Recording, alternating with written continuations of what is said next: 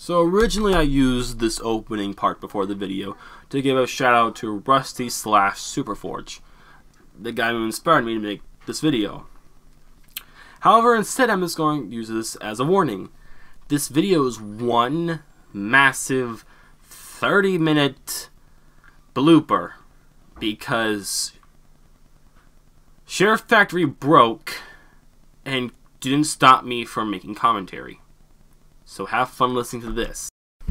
So, number 1. The grass cucumber himself, Massive Moss Charger. Visually, he's simplistic and I like that about him. However, that's pretty much the only thing we have going for him, because his fight consists of a jump, and then him desperately trying to commit suicide by running into your nail. Trust me, buddy, there's easier ways. Oh, you're trying to fight me! Oh. Why can't we have a second stage where we have to fight all the little guys? That'd be more challenging than the fight itself.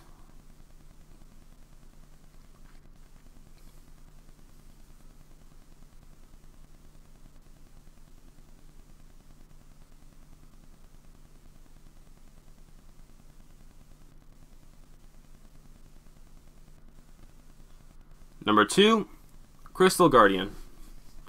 The Crystal Guardian is, well, he shoots lasers. So automatically he becomes cooler. And he's actually a boss that you don't fight until later in the game. And I'm surprised that he is this low on the list.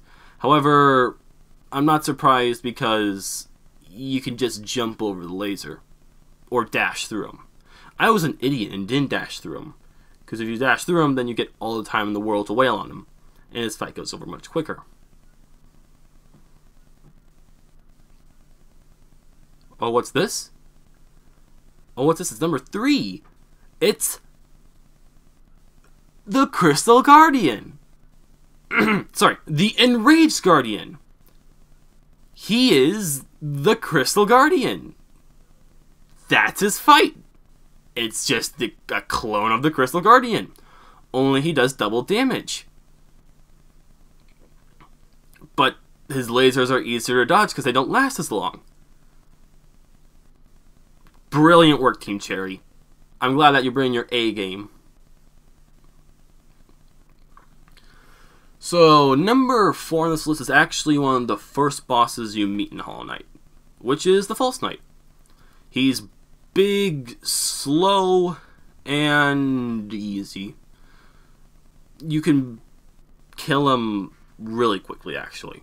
I don't do it here because I'm an idiot who dream nails him 3 times before actually thinking, oh wait, I need to hit him. But something that you are going to need to do in this fight is soul management. At this point in Hollow Knight, you don't have any of the abilities. However, the False Knight himself does not actually give you soul. You need to open him up and kill the maggot inside. I know the maggot is the knight, and that's why it's called the False Knight. But it's just easier to say that. I'll also say that, something about the False Knight, why does he live for so long? We find other maggots in the game. Granted, they're praying to the corpse of the False Knight after you kill him, but they all go down in one swing. But it takes a full 6 swings to put down the False Knight. So is he actually the maggot that was come to save them? And I just ruined his dream by murdering him? Oh. Hollow Knight's just a wonderful game. He's so small. I'm pretty sure the Hunter Journal compares him to Marshmallow.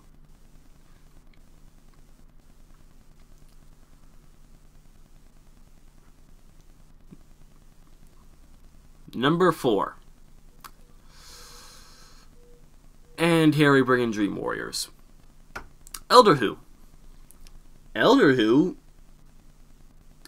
might actually be a mediocre fight if it weren't for Shadow Dash, which to put the concept of Shadow Dash in layman's terms, a dash that while you perform it makes you invincible.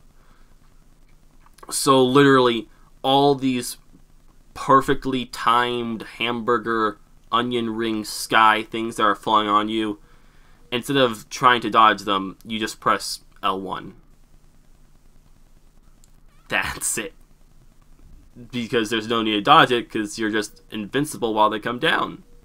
And just like that, Alderhu is beaten. The reason he is so high on the list is because he moves around enough. He's constantly moving, and he even has an ability where he makes all the rings come down at once, or in a staggered pattern, but during that attack, you can't actually hit him. So he does get bonus points for dragging on his fight. But that's all I can say.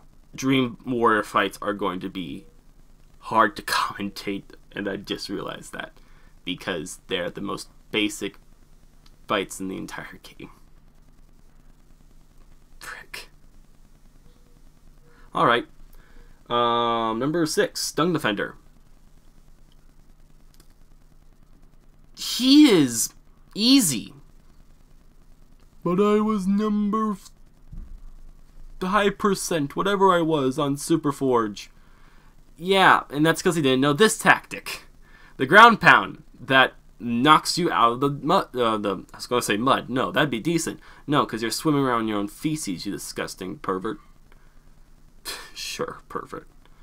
I can't go back and change these, so I'm just going to keep them the way they are. I'm also stalling for time, because SharePlay only allows me to have limited amounts of commentary bars. So this is all just one giant line of dialogue. You're easy, but you're really cool. I like you, Dung Defender. But I like your other fight a lot better, because it's not just ground pound when you go under the mud. Poo. Whatever it's called. Alright. Brooding Malek. A honest-to-God cool fight. This is also the first boss in Hollow Knight that I played. And I do it in every single playthrough. I know it's not supposed to be, but you can get there early, so I decided to get there early. The fight is... The reason it's so low on the list is because you only master one thing. However, you do need to master it to do this fight well, and that's spacing. Because if you're too close to the boss, then you'll get hit with its mantis pincer things. However, if you're at range, you won't be able to swing at it, and you'll get hit with the globs of plague, acid, whatever it's called. Infection. How did I get that wrong? I'm an idiot. The Collector. A great boss fight. I love this guy. It reminds me a lot of myself. Crazy. Sticky. But most importantly, he traps insects, and that's a hobby that I took up when I was younger. The boss still... I don't want to say lackluster, because it's very interesting, because he's made out of a substance called Void, which is basically the absence of soul.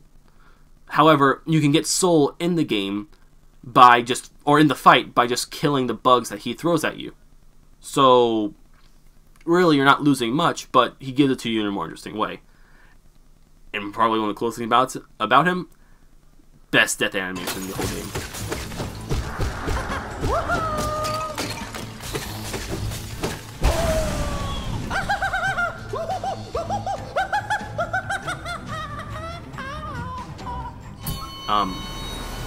I didn't hear that, and I hope for the love of God there was sound for that.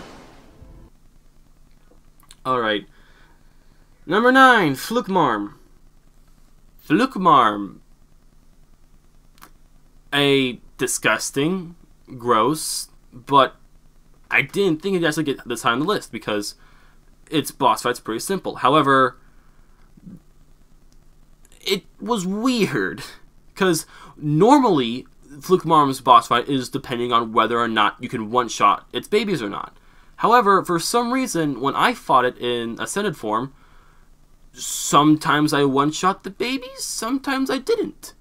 I used this clip because it was the most consistent. However, it was weird. I don't think you're supposed to be able to one-shot them, but strength allows you to maybe one-shot them sometimes. all in all, you just still bounce on Lukewarm's head or gather soul and spam Abyss Shriek.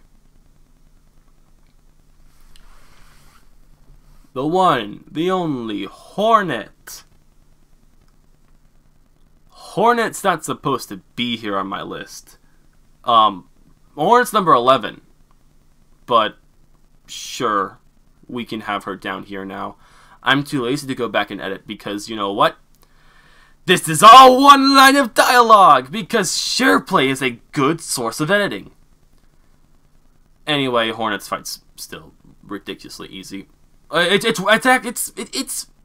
easy for me because I've played through Hollow Knight so many times, thanks to Steel Soul, and I've memorized her fight. But still, any boss that gives you downtime or when it becomes stunned just becomes a million times easier. Shut up. You weren't looking at my health bar. I didn't die to the boss, I just called easy. Another thing about Hornet's fight that you actually probably want to be wary of is the needle and thread. I don't know why, but it seems to be the thing that catches me off guard the most, and it's probably because I expect Hornet to be moving around at fast pace, so a move where she stands completely still is a bit weird. Frick. My thing's all messed up now.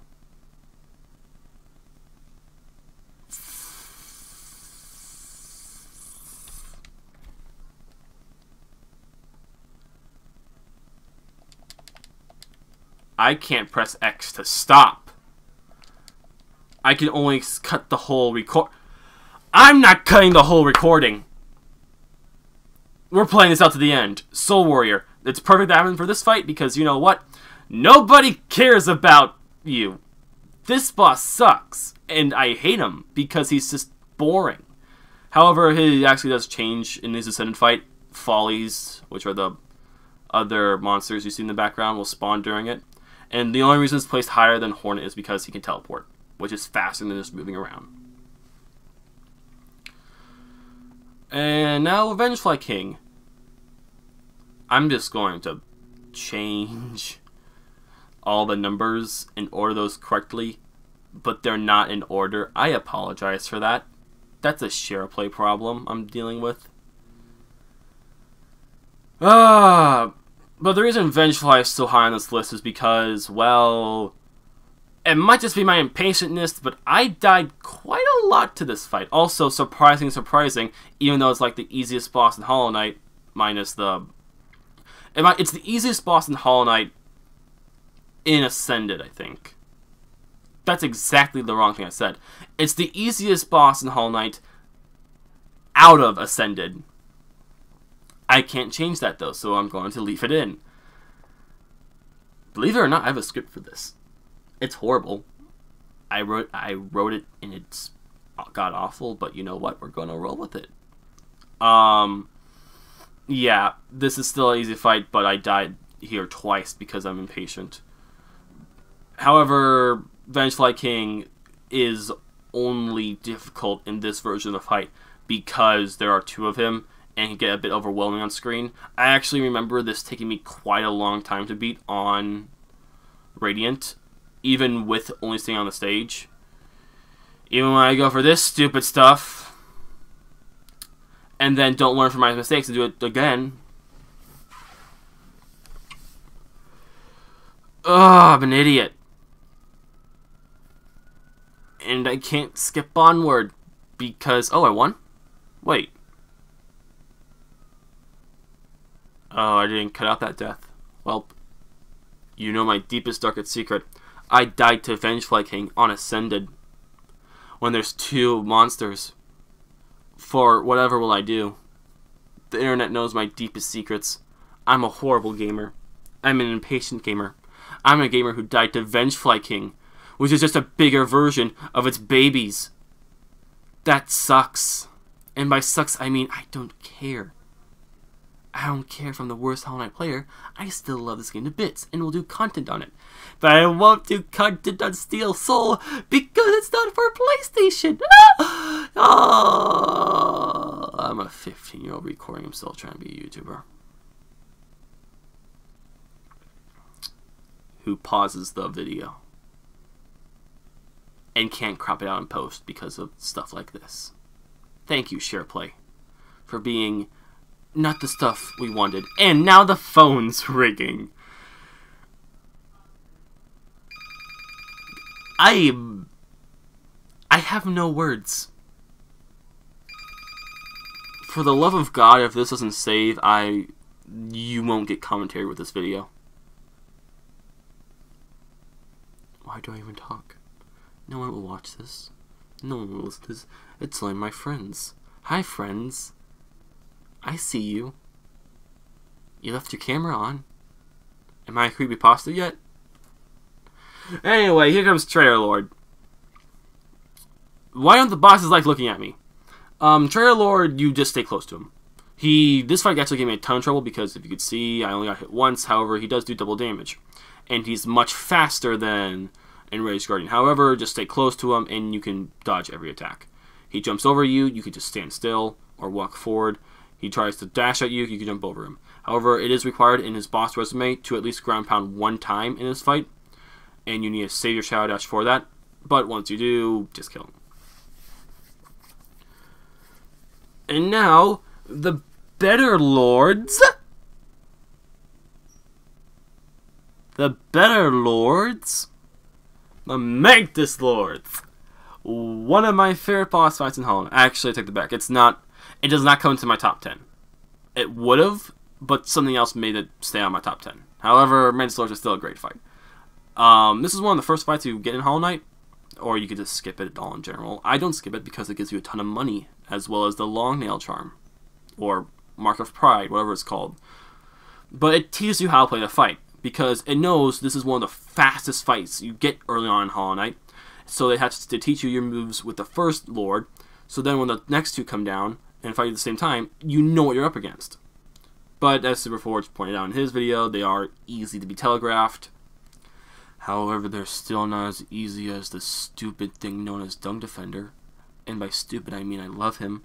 And the only thing stupid about him is how high he ranked. That's not the only reason I made this video. Keep watching, please. I didn't start breaking down after that part of the video. Yeah, but man, swords are fun. It's cool, it's easy. They use spears to attack you, which is like the only weapon you'll actually find in Hollow Knight. Because you're using a nail, Hornet uses a needle, and the hammer that False Knight uses is actually another bug on the end of a stick. False Knight's a weird person. Bug thing. I don't know what number we're at. This was supposed to be 10. This was supposed to be the fight after Hornet. But it's not now. So, God Tamer. What do I say? It's easy. And thank God it is easy, because you normally have to fight this boss at the end of the Trial of Fool, which goes on for about 5 minutes, and is really hard. And you have to fight like 2, 3 mini-bosses in that entire exchange, as well as a new enemy that you haven't seen before. It's overwhelming, to say the least. However, this fight's still pretty easy. You just bounce on the beast's head. The only thing that can hurt you when you do that is the Tamer herself, but I don't think she cares too much about the beast. However, I can be wrong with that, because as soon as you kill him, she just falls over and just gives up. So just focus on the beast. All he can do is roll and spit, so just bounce on his head. Who's next? Soul Master? Hey, Soul Master actually came next. So this is a slow, easy fight. You meet this fight later in the game, and actually beating this fight will get you the Desolate Dive, which is the ground pound you'll use against Dung Defender, you have that attack when you fight Dung Defender. However, saying that, the Soul Master is pretty, I don't want to say difficult, because you fight him twice. The first time you fight him, you get hit a lot, but you hit him a lot because he's so bulky, and you probably heal during his states where he's hurt. And then you beat him a lot, you eventually get bored of healing during it, and you just decide to go all in on the attack, and then eventually you kill him, and you feel really good, so you just decide to heal yourself, and you get ready to walk on. However, the reason it takes you a second attempt is because of, surprise, second part of the fight. This part is the hardest part of the game. It's the hardest part of the fight. You technically just dash from side to side. However, dashing too early will cause him diving again, and dashing too late might result in damage. But we're not talking about that. We're talking about why he's ascended, and why he's so high for that. And it's just because he's probably the most balanced fight in the entire game. He's the medium ground, I'd say. Every boss after him will be getting progressively more difficult in Ascended. Why do we have to get Nosk after this? Leave it. Leave him behind. Good, okay. So, Nosk is infamous for being the easiest boss in all of Hollow Knight, simply because you hide in the corner, and then only 2 of his attacks can maybe hit you. However, Ascended, it gets rid of that, and you actually have to play him. And then you get caught off guard because he's actually a difficult fight, because he runs from side to side, and then will sometimes stop in the middle. Every movement he does is a bit jagged, and because the boss is jagged. It's all, you don't expect him to do things that he does. You don't expect him to stop in the middle every single time. You don't expect him to roar after every single run. I can't crop out that cough. I am sick. But this makes me feel better about myself. And in this fight, I got lucky because he roared every time in the middle, but he usually won't. Usually he'll just run from left to right. And then once he gets on his last couple breaths, he'll use his special attack, going onto the ceiling and pissing all over you. Barfing all over you. Pooping all over you. Whatever he does to expel the acid plague from his body. Infection! Why can't I remember infection? However, another reason why he is so high on the list is because he is immortal during this part, and you can't kill him. So the fight gets lasted on longer, making his fight longer. That's redundant. But it stays in. Also bonus points because you can knock around his head. After he dies, you could bounce his head like a basketball. So, I don't want to say I forgot about the other Dream Warriors, but you're going to see why it's going to seem like that. So Galleon, you swing up and you dash from left to right. His scythe will never hit you if you just dash from left to right. Or stand still. Galleon's the biggest hitbox in this fight, because you'll be trying to stand under him, but sometimes he'll come down low enough. I don't think anything in this fight changes, but I might have been mistaken with this, because it looks like Galleon comes down further, or maybe he's moving faster. Do I die in the Galleon fight? I better not die in the Galleon fight. He is this high on the list because he is a pretty easy fight, but I don't think, for the love of God, please tell me I don't die in the Galleon fight. I don't know if you want tips for this fight. You stay under him, and you dash from left to right. That's all I have down in my notes, and that's all I did. And then when I wasn't doing that, I was getting hit, because I was under him when he came down. Don't read into what I said. I'm dead. Anyway, Gorb. Gorb is one of the most fun Dream bosses, not because his fight's fun, but because his name's fun, and his design is fun. And I just now realized why so many bosses in Hollow Knight have 2 sets of eyes. Still, Gorb's fight is high on the list because, wait a second. He's not supposed to be on this high on the list, is he? Oh no, he's actually higher on the list. Okay. So Gorb's actually supposed to be higher on my version of the list. I must have edited something wrong later. Something that I can't change now. Ha ha ha ha ha ha. Ha ha ha. You dash from column to column while he shoots needles at you.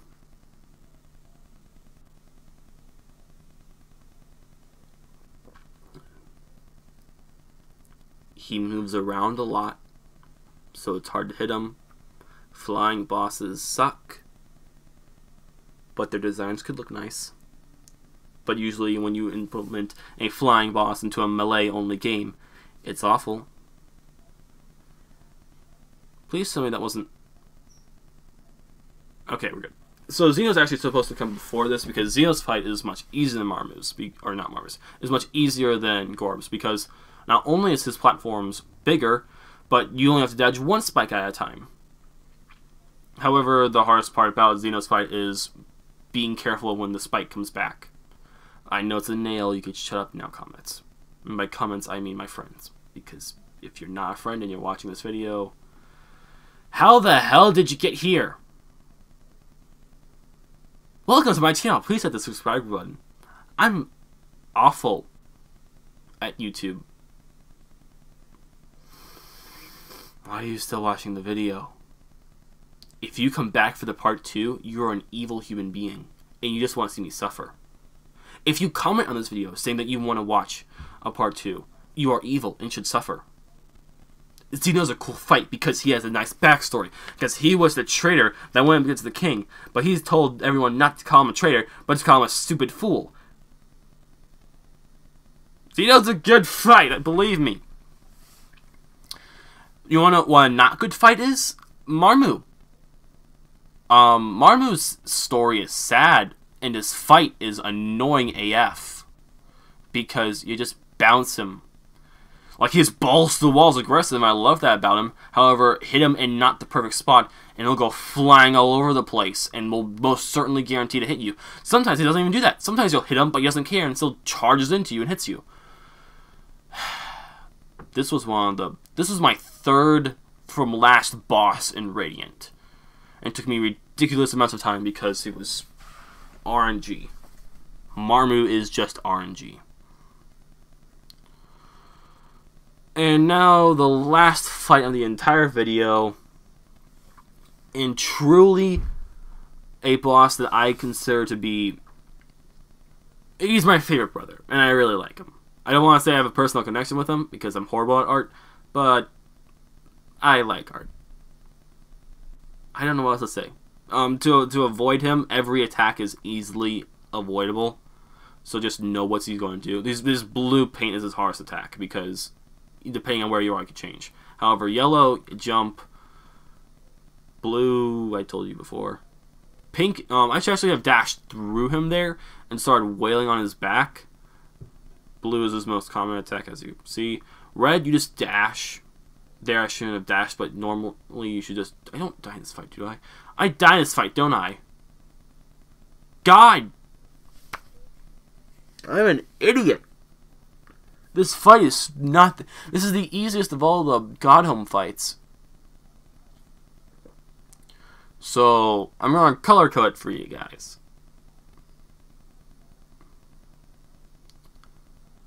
Yellow, you jump. Blue, you scoot back. Yellow, you jump. Red, you dash. Pink, you burp.